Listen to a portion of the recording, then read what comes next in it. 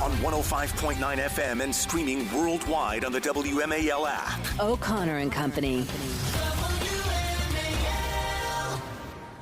We are worldwide right now.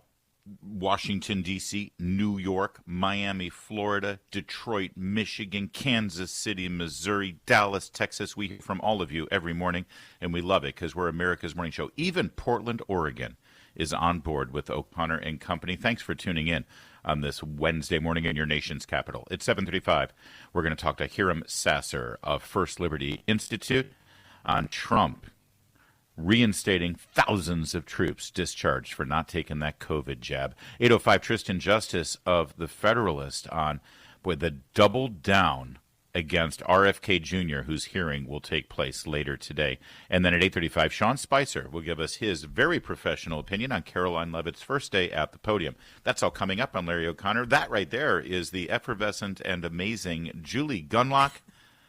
Good morning. Joining us every day here, Monday through Wednesday. This is your Friday for us, isn't it, Julie? This is. You get to go. I get to stay up late tomorrow or tonight. Woohoo! Joining us right now with EdReform Virginia, one of the champions of education reform, school choice, and all things getting a fix on Virginia public schools, is Nathan Brinkman on the School Choice Week. Happy School Choice Week, Mr. Brinkman. Always good to talk with you. Thanks, and same to you, Larry and Julie. And it is official. Governor Youngkin has actually signed a certificate saying that this is Virginia's School Choice Week.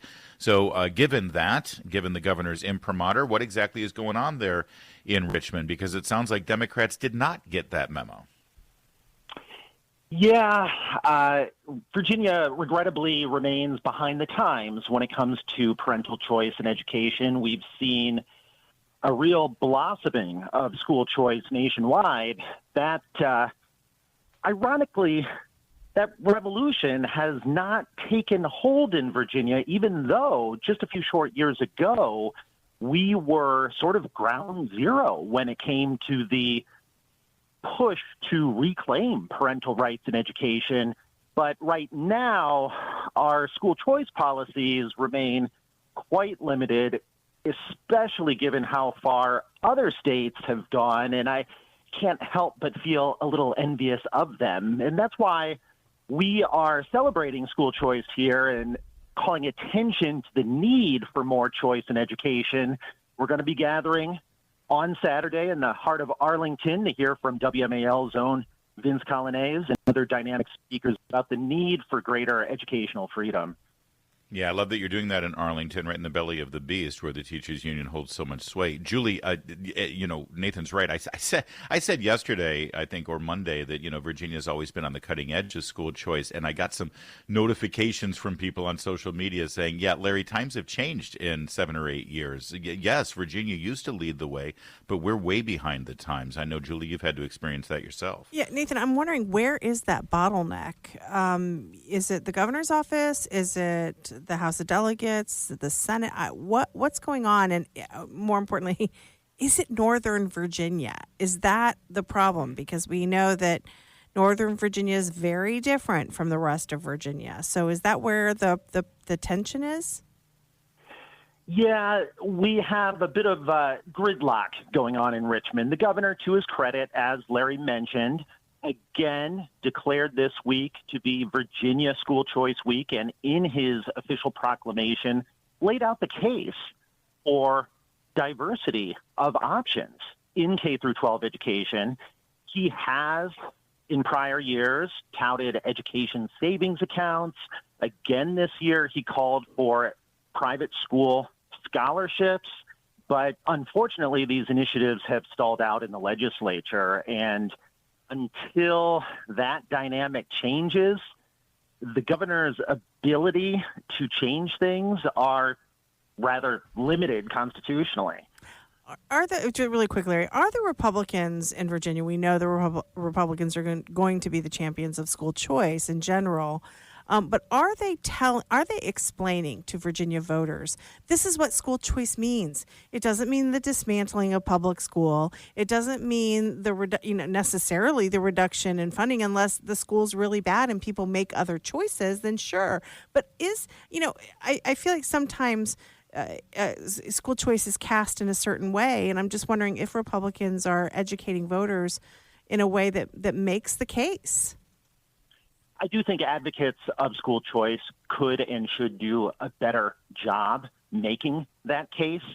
I will note, just as an observer, EdReform Virginia, of course, is nonpartisan, but until very recently, we seem to have had a bipartisan consensus in Virginia in favor of the educational status quo, because this narrative that we have the best in the nation public schools really cut across party lines. And legislators of both parties used to tout endorsements from the Virginia Education Association. One side of the spectrum, really ever since COVID and since President Trump in his first term of office rightly took up the cause of school choice, those on the right in Virginia are rather newly alienated from their public schools that they used to love. And so now there's an appetite among grassroots conservatives in Virginia for choice. I can tell you that as recently as 2019, I was having conversations with grassroots conservatives in Virginia trying to talk about charter schools or vouchers, and I got a lot of resistance from Republicans in the suburbs of Northern Virginia because they still clung to the belief that they have the best in the nation public schools. And I think people have woken up to the reality that those schools probably never were as good as we convinced ourselves they were, and others have noticed a marked decline in recent years, not just academically, but behaviorally as well, as these public school districts embraced fuzzy progressive theories of education that might sound nice in the ivory tower, but they just don't translate well into classrooms in the real world. By the way, you moronic Republicans in Northern Virginia who think you have the best schools in the nation and you're afraid of school choice, if your schools are so great, then people will choose those schools. That's what school choice is all about. So by being concerned that your schools are going to lose money with school choice, you're betraying the fact and proving that maybe parents will choose to opt out of those schools because they're not as great as you keep convincing yourself that they are. Nathan Brinkman, EdReform Virginia. Give us some detail. Once again, you're celebrating the 3rd annual School Choice Week celebration. Our buddy Vince Coglianese is going to be the MC there. It's this Saturday in Arlington. Where exactly, and how can people sign up? That's right. It'll be from noon to 2. We're going to have a lunch this year, and it'll be in the heart of Clarendon on the 3rd floor of the nonprofit Leadership Institute. Go to schoolchoiceva.com. That's schoolchoiceva.com. It's got the address and all the relevant event details. Admission is free, but we do ask that people please RSVP since we're not at a restaurant. We need the food and drinks delivered, and we want to make sure there's enough to go around. Excellent. Leadership Institute is a great location. It's a great event. It's a great event. Yeah, absolutely. Fantastic. It is 7